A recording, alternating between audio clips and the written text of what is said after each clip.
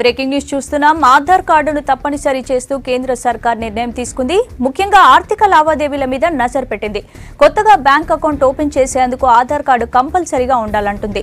ఇప్పటికే bank account ఉండి ఆధార్ తోటి లింకేజీ చేసుకోనోళ్లు డిసెంబర్ 31 లోపల చేసుకోవాలని చెప్పింది.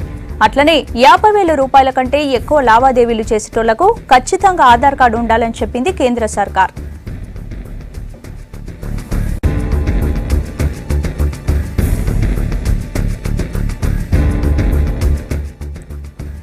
ఇంకింత ముచ్చట భరత్ అడిగి తెలుసుకుందాం. భరత్, చెప్పండి, కేంద్రం ఎందుకు ఇలాంటి రూల్స్ తీసుకొస్తుంది? ఆధార్ కార్డు లేని వారి పరిస్థితి ఏంటి? స్పందన, prevention of money laundering rules 2005లో దానికి సంబంధించిన రూల్స్లో కొద్దిసేపటి క్రితం కేంద్ర ప్రభుత్వం మార్పులు తీసుకొచ్చింది. ఆ మార్పుల ప్రకారం ఇక నుంచి ఆధార్ కార్డు కంపల్సరీ కాబోతుంది. అంటే బ్యాంక్ అకౌంట్స్ ఏదైనా ఇక నుంచి ఆధార్ కార్డు ఖచ్చితంగా సబ్మిట్ చేయాల్సిందే, మ్యాండేటరీ చేస్తూ కేంద్ర ప్రభుత్వం నిర్ణయం తీసుకుంది. ఇప్పటికే ఆల్రెడీ బ్యాంక్ అకౌంట్స్ ఉంటే గనక, ఏదైనా బ్యాంక్ అకౌంట్లో ఆధార్ కార్డు గనక దానికి లింక్ చేయకపోతే ఖచ్చితంగా ఈ డిసెంబర్ 31 అంటే 2017 డిసెంబర్ 31లోగా ఎగ్జిస్టింగ్ అకౌంట్స్ అన్నిటికి కూడా ఆధార్ కార్డు ఖచ్చితంగా లింక్ చేయాల్సి ఉంటుంది, ఆధార్ కార్డును సబ్మిట్ చేయాల్సి ఉంటుంది. ఇకపోతే కొత్తగా అకౌంట్స్ ఓపెన్ చేయాలంటే ఇక ముందు నుంచి ఖచ్చితంగా ఆధార్ కార్డును సబ్మిట్ చేయాలి. ఒకవేళ ఆధార్ కార్డు లేని వాళ్ళు ఎవరైనా మా దగ్గర ఆధార్ కార్డు లేదు, మాకు ఆధార్ నెంబర్ ఇంకా కేటాయించలేదు అని చెప్తే కనుక వాళ్ళు ఆధార్ కార్డుకు అప్లై చేసుకున్నట్టుగా ఎన్రోల్మెంట్ ఐడి ఏదైతే ఉంటుందో, ఆధార్ కార్డును అప్లై చేసుకున్నప్పుడు ఒక ఎన్రోల్మెంట్ ఐడి ఇస్తారు, దానికి సంబంధించిన డాక్యుమెంట్ కూడా ఇస్తారు. ఆ ఎన్రోల్మెంట్ ఐడిని బ్యాంక్ అఫీషియల్స్కి ఇవ్వాల్సి ఉంటుంది. 6 నెలల్లోగా ఆధార్ కార్డును కూడా దానికి జత చేయాల్సి ఉంటుంది.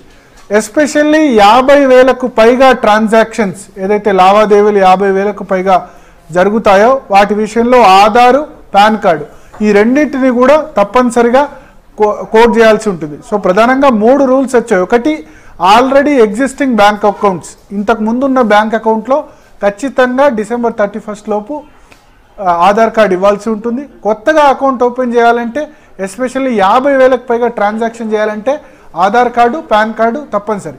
ఎందుకు ఈ విధంగా కేంద్ర ప్రభుత్వం చేస్తుంది అంటే వాళ్ళు చెప్పేదైతే బ్లాక్ మనీని నిరోధించేందుకు. చాలా వరకు కూడా అనాపరేటివ్ అకౌంట్స్ ఉంటున్నాయి, జన్ధన్ యోజన అకౌంట్లో కూడా వేలకు డబ్బులు వస్తున్నాయి. దీన్ని బ్లాక్ మనీని నిరోధించడంలో భాగంగానే చెప్తున్నారు. కానీ ఖచ్చితంగా సామాన్యులకైతే ఇబ్బందులు అయితే తప్పవు. పాన్ కార్డు చాలామందికి ఉండదు. మనం మొన్న చూసాం, ఇన్కమ్ ట్యాక్స్ రిటర్న్స్కు పాన్ కార్డుకు లింక్ పెట్టారు, తర్వాత పాన్ కార్డుకు ఆధార్ కార్డుకు లింక్ పెట్టారు. సో ఇదంతా సిరీస్ ఆఫ్ విషయాలు జరుగుతున్నాయి. బ్లాక్ మనీ మీద పోరాటం అనే కేంద్ర రెవెన్యూ శాఖ చెప్తుంది. బట్ ఖచ్చితంగా ఇబ్బందులు అయితే తప్పవు. ఎవరైతే ఆధార్ కార్డు ఉండదో, లేకపోతే ఒక్కొక్కరికి 3-4 అకౌంట్స్ ఉంటాయి, ఆ 3-4 అకౌంట్స్ కూడా వెళ్ళి ఆధార్ కార్డు అన్నిటికి కూడా ఇవ్వాల్సి ఉంటుంది. ఆధార్ కార్డు ఇప్పటివరకు 95% మెంబర్స్కు ఉంది, ఇంకో 5% మెంబర్స్కు లేదు.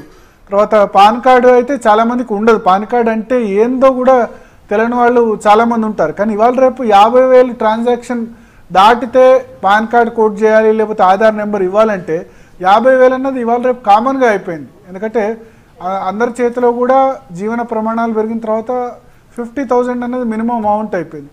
దీనికి పాన్ కార్డు లేకపోతే ఆధార్ కోడ్ చేస్తే చాలామంది భయపడుతున్నారు కూడా. అంటే జెన్యున్ వాళ్ళు కూడా ఎటువంటి ఇన్కమ్ సోర్స్, ఎటువంటి ఇర్రెగ్యులారిటీస్ పాల్పడిన వాళ్ళు కూడా ఈ పాన్ కార్డు ఇస్తే ఏమవుతుందో, ఆధార్ కార్డు ఇస్తే ఏమవుతుందో, మాకు వచ్చి ట్యాక్స్ అఫీషియల్స్ పట్టుకుంటారనో. మనం చూసాం నోట్ల రద్దు టైంలో మనీ డిపాజిట్ చేసుకునేందుకు లేకపోతే మనీ ఫిక్స్డ్ చేసుకునేందుకు చాలామంది కూడా సందేహపడ్డారు, జెన్యున్గా ఆదాయం లేని వాళ్ళు కూడా. ఎందుకంటే ఎక్కడ ట్యాక్స్ అఫీషియల్స్ రైడ్ చేస్తారో అని చాలామంది భయపడ్డారు. చివరికి కేంద్ర ప్రభుత్వం కూడా క్లారిఫికేషన్ ఇవ్వాల్సి వచ్చింది, జెన్యున్ వాళ్ళకి ఎటువంటి ఇబ్బంది ఉండదు, ఎవరైతే పన్ను కట్టని వాళ్ళలో, పన్ను ఆ పరిధిలోకి వచ్చి కట్టని వాళ్ళకే ఇబ్బంది ఉంటుందన్న.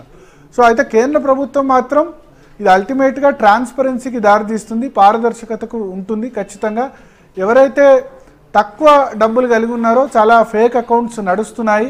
టెర్రరిస్ట్ ఫండింగ్ కూడా, ఉగ్రవాద కార్యకలాపాల ఫండింగ్ కూడా ఇటువంటి బ్యాంక్ అకౌంట్స్ తోడ్పడుతున్నాయి. అందుకనే మేము ప్రివెన్షన్ ఆఫ్ మనీ లాండరింగ్ రూల్స్లో మార్పులు తీసుకొచ్చిందని చెప్తున్నారు.